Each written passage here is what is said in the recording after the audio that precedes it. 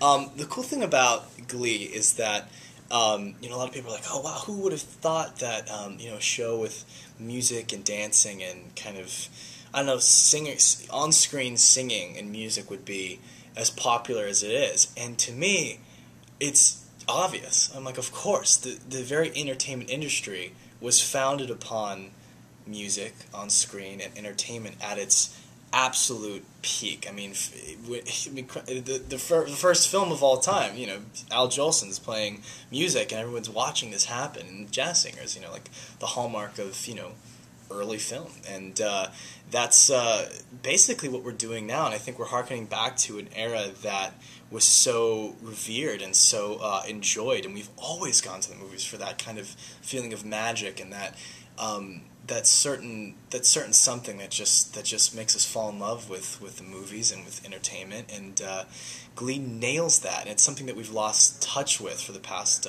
maybe 2 decades, maybe a decade and a half. So it's really cool. I think a show like this wouldn't have been possible a couple years ago. There's a lot of things technologically now that we can do with quick production and quick turnarounds. So it's cool that we're finally utilizing those things to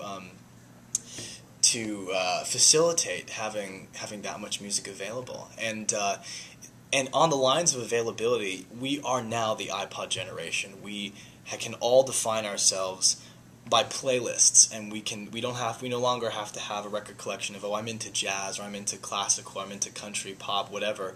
You can have on a playlist Barbra Streisand, Tupac, Katy Perry, Disturbed. Like that might be a little strange, but you can. It's not weird. It's completely possible, and it's completely viable to have that much access to so many different kinds of genres, and it's normal. And so the cool thing about Glee is it's basically an iPod generation, like encapsulation, whereby you watch a whole episode of so many different kinds of music with top 40, with oldies, show tunes.